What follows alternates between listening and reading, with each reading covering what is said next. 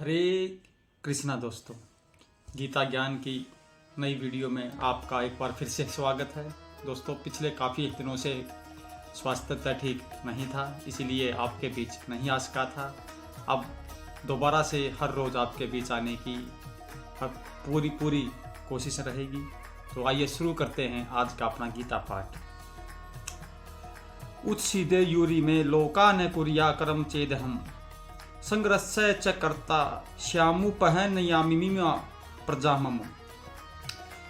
भगवान कहते हैं, यदि मैं नित्य कर्म न करूं तो ये सारे लोग नष्ट हो जाएं, तब मैं अवांछित जन समुदाय को उत्पन्न करने का कारण हो जाऊंगा और इस तरह संपूर्ण प्राणियों की शांति का विनाशक बनूंगा।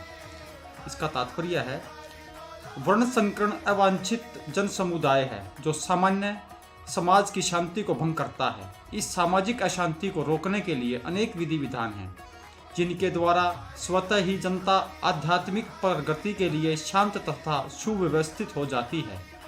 जब भगवान कृष्ण अवतरित होते हैं तो स्वाभाविक है कि वे ऐसे महत्वपूर्ण कार्यों की प्रतिष्ठा तथा अनिवार्यता बनाए रखने के लिए इन विधि विधानों के अनुसार आचरण करते हैं।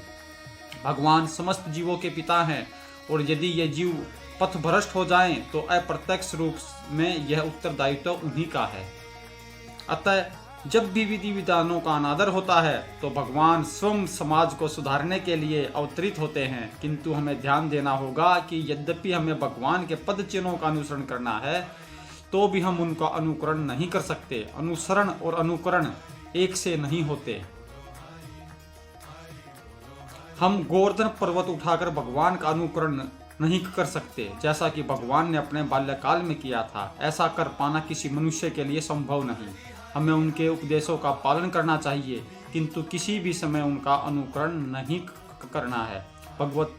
श्रीमद् भागवत में इसकी पुष्टि की गई है।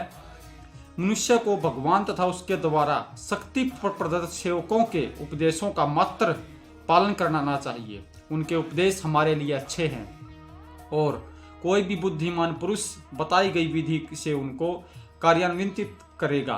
फिर भी मनुष्य को सावधान रहना चाहिए कि वह उनके कार्यों का अनुकरण न करे। उसे शिवजी के अनुकरण में विष का समुद्र नहीं पी लेना चाहिए। हमें सदैव ईश्वर की या सूर्य तथा चंद्रमा की गतियों को वास्तव में नियंत्रित कर सकने वालों की स्थिति को श्रेष्ठ मानना चाहिए। ऐसी शक्ति के बिना कोई भी सर्वशक्तिमान ईश्वरों का अनुकरण नहीं कर सकता। शिवजी ने सागर तक के विष का पान कर लिया, किंतु यदि कोई सामान्य व्यक्ति विष की एक बूंद भी पीने का यत्न करेगा तो वह मर जाएगा।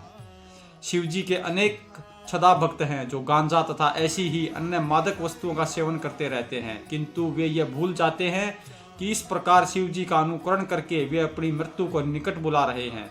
इसी प्रकार भगवान श्री कृष्ण के भी अनेक छदा भक्त हैं जो भगवान की रासलीला या प्रेम नृत्य का अनुकरण करना चाहते हैं, किंतु यह भूल जाते हैं कि वे गोवर्धन पर्वत को धारण नहीं कर सकते।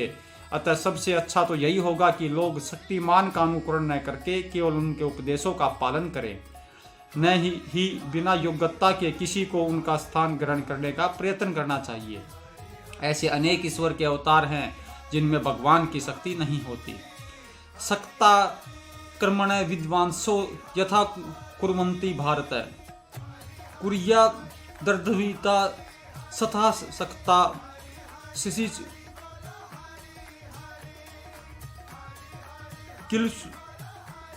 किलसूर लोकारक संग ग्रहम।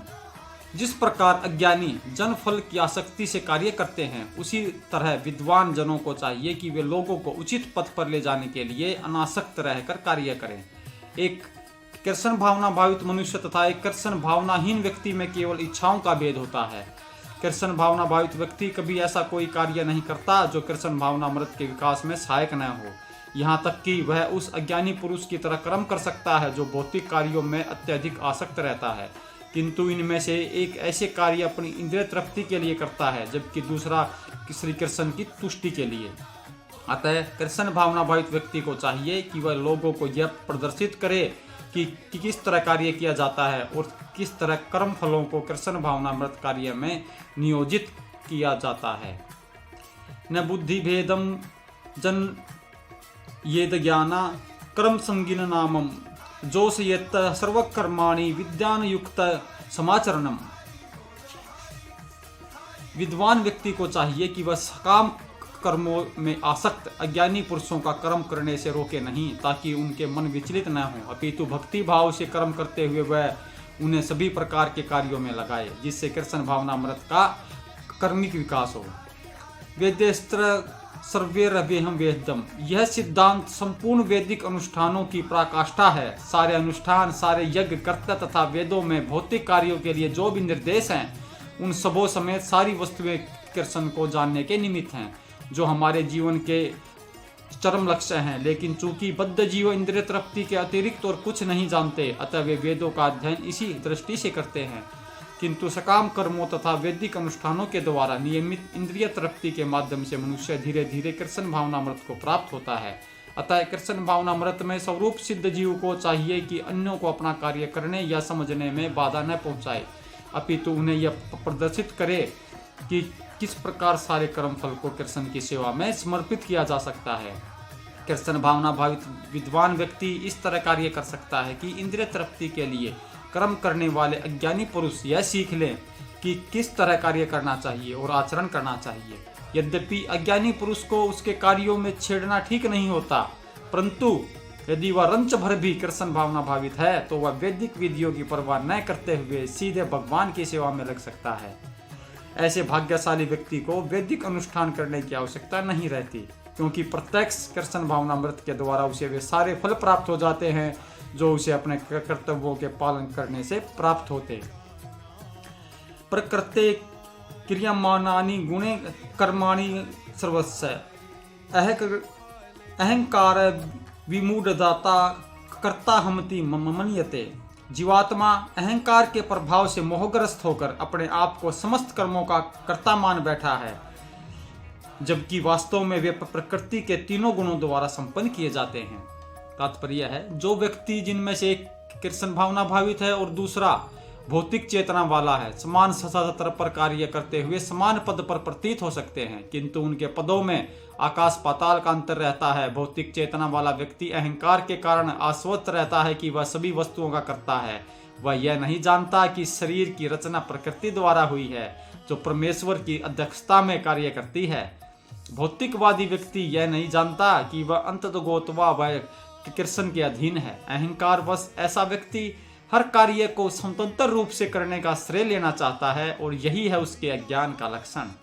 उसे यह ज्ञात नहीं है कि उसके इस स्थूल और सूक्ष्म शरीर की रचना प्रकृति द्वारा भगवान की अध्यक्षता में की गई है। अतः उसके सारे शारीरिक और मानसिक कार्य कृष्ण भावनामृत में रहकर कृष्ण की सेवा में तत्पर होने चाहिए। अज्ञानी व्यक्ति यह भूल जाता है कि भगवान ऋषिकेश कहलाते हैं, अर्थात वे शरीर की इंद्रियों के स्वामी हैं। इंद्रिय तृप्ति के लिए इंद्रियों का निरंतर उपयोग करते रहने से वह अहंकार के कारण वस्तुतः मोहग्रस्त रहता है, जिससे वह कृष्ण के साथ अपने शाश्वत संबंध को भूल जाता है। तत्ववितु महाबाहो गुणकर्मा विभागयो गुणा गणेशु वर्तन्त इति मत्वा न सज्जते। हे महाभाव, भक्ति भाव में कर्म तथा सकाम कर्म के भेद को भली भांति जानते हुए जो परम सत्य को जानने वाला है, वह कभी भी अपने आप को इंद्रियों में तथा इंद्रिय तृप्ति में नहीं लगाता। परम सत्य को जानने वाला भौतिक संगति में अपनी विषम स्थिति को जानता है। वह जानता है कि भगवान कृष्ण का अंश है और उसका स्थान इस भौतिक सृष्टि में नहीं होना चाहिए। वह अपने वास्तविक स्वरूप को भगवान के अंश के रूप में जानता है, जो सत्यचित आनंद है, और उसे यह अनुभूति होती रहती है कि मैं किसी कारण से देहात्म बुद्धि में फंस चुका हूँ। अपने अस्तित्व की शुद्ध अव्यवस्था में उसे सारे कार्य भगवान कृष्ण की सेवा में नियोजित करने चाहिए। फलतः वह अपने आप को कृष्ण भावनामृत के कार्यों में लगाता है और भौतिक इंद्रियों के कार्यों के प्रति स्वभावक अनासक्त हो जाता है, क्योंकि ये परिस्थिति जन्य तथा अस्थायी है।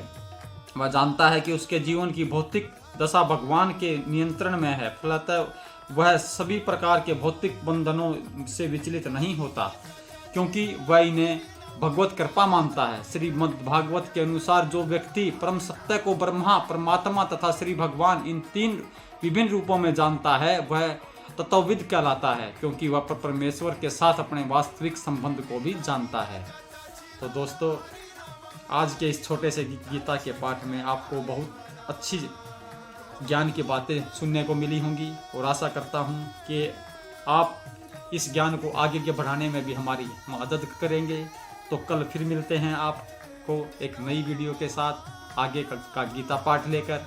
तब तक के लिए श्री हरि की कृपा आप सब पर बनी रहे। महामंत्र का जप अवश्य करें। हरे कृष्ण कृष्ण कृष्ण हरे हरे, हरे राम राम राम हरे हरे, हरे कृष्णा।